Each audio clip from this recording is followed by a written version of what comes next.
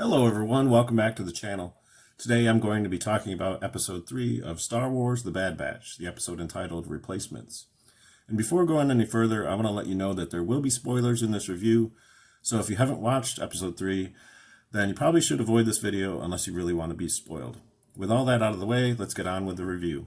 We pick up the story with Clone Force 99 flying through hyperspace after their escape from Saleucami, but their ship is suffering multiple malfunctions.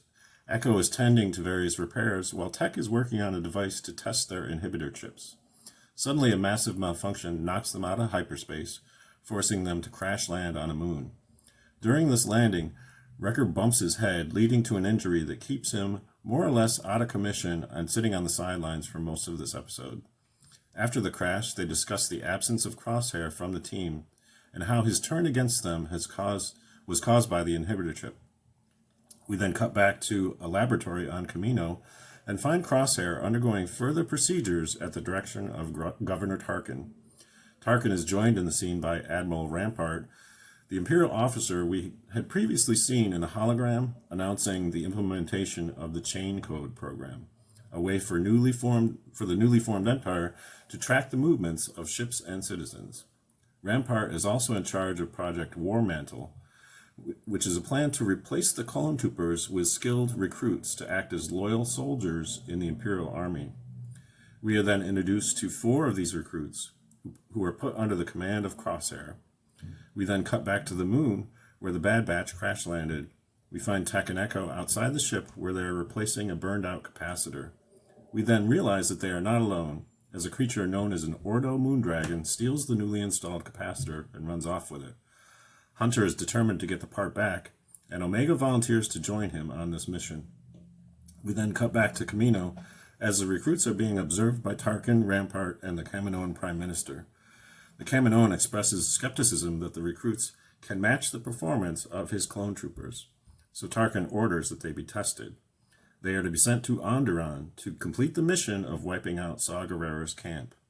If you recall from episode 1 of the series, this was the mission originally assigned to Clone Force 99, but they never completed it because Hunter refused to murder innocent civilians. We then cut back to Hunter and Omega tracking down the creature who stole the capacitor. Hunter expresses that he is angry at himself for the loss of Crosshair from the team. Omega suggests that they will find him and get him back. We then cut to Crosshair and his new recruits arriving at Onderon. On the surface, the last of Gerrera's followers are packing up to leave. They are quickly ambushed by Crosshair and his recruits. Meanwhile, back on the moon, Hunter and Omega find the missing part, but Hunter is attacked by one of the creatures, and he falls on the ground unconscious. It is then up to Omega to get the part back herself. We then cut back to Onderon, where Crosshair and his recruits make short work of the Republic soldiers, and they also shoot the pilot of their ship, grounding the rest of the civilians. Crosshair questions them about the location of Saw Gerrera, and he gets no answers. So he is determined to kill everyone as he's been ordered. One of the recruits refuses to kill civilians, so Crosshair in turn kills him and then orders the remaining troops to finish the mission. This is one of the darkest scenes we've witnessed so far in this series, and it sort of foreshadows the ruthlessness of the Empire's troops. As we saw in the original series, the original Star Wars film, when Luke's aunt and uncle were murdered and burned to death by stormtroopers. Cutting back to Omega, she crawls down in a hole where she had seen the creature hide. She finds the capacitor and is threatened by one of the creatures. She points Hunter's blaster and readies to fire, but then she hesitates and soon realizes that she's not really in any danger. It's an interesting moment because it almost seems like she has the ability to sense things that others can't.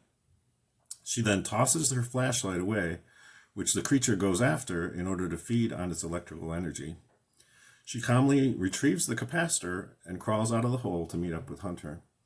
Meanwhile, back on Kamino, Crosshair reports back to Tarkin and explains that although Saw Gerrera himself was no longer at the camp, they completed the mission of wiping out his followers. Tarkin is impressed, and while admitting that clones are still necessary, the new recruitment plan will go forward under the direction of Admiral Rampart. We then see an interesting scene where the Kaminoans are talking about their plans for enhancing the clones further in order to make them essential to the new empire. Clearly, they see the new recruits as a threat to the future of the cloning program, and they're hatching a plan which involves using the genetic material from a single member of Clone Force 99. Although, at this point, we really don't know which member of the team it will be. Cutting back to the moon, we find the crew back on the ship and all the necessary repairs are done.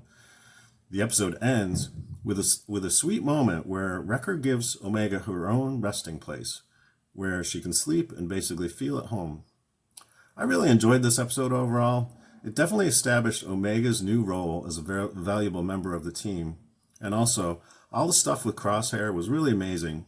It'll be interesting to see where they go with this. You can feel the tension building between him and his assigned troops. It makes me wonder how far his loyalty is going to be stretched. One other aspect I really liked about this episode was the cutting back and forth between the two storylines. It kind of reminded me of The Empire Strikes Back a little bit, where the story is basically split in two, and we follow two narratives of events happening simultaneously. Let me know in the comments what you folks thought about this episode. That's pretty much all I have for you today. If you enjoyed this video, please give it a thumbs up. Your support is much appreciated. Also consider subscribing, since I will be doing more reviews talking about every episode of this series. So until next time, may the Force be with you, and thanks for watching.